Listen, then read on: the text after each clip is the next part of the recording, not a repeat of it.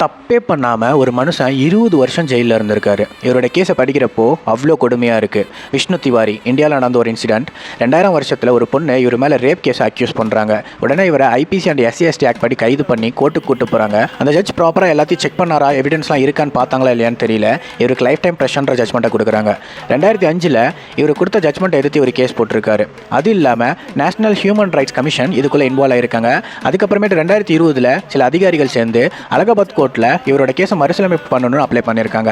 அதுக்கப்புறமேட்டு ஜனவரி 28, 2026 சரியாக சொல்லணும்னா 7 நாளைக்கு முன்னாடி ஜெயேந்திரா தாக்கார் மற்றும் கௌதம் சௌத்ரி அப்படின்ற 2 ஜட்ஜால் டிவிஷன் பெஞ்சில் இவரோட கேஸை ரீஓப்பன் பண்ணியிருக்காங்க.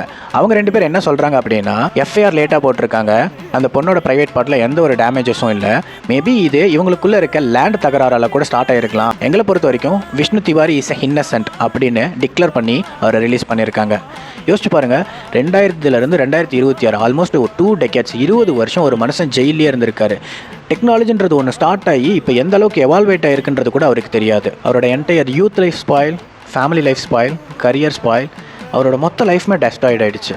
இதில் இருக்கிறதுல ரொம்ப கொடுமையான விஷயம் என்ன அப்படின்னா, இந்த 20 வருஷத்தில் அவரோட அப்பா, அம்மா, 2 தம்பி எல்லாருமே இறந்து போயிட்டாங்க. அவங்க இறந்து போன சுச்சுவேஷன் அப்போ அவங்க கூட இவரால் இருக்க முடியல. ஜஸ்டிஸ்ன்றது டிலே ஆகலாம், தப்பே கிடையாது. பட் இந்த அளவுக்கு டிலே ஆகுதுன்னா அதுக்கு பேர் ஜஸ்டிஸே கிடையாது. பிகாஸ் மக்கள் எல்லாம் கடைசி நம்பிக்கையாக வச்சிருக்கிறது ஜட்ஜஸையும் கோர்ட்டையும் தான். எனக்கு என்ன சொல்கிறதுனே தெரியல.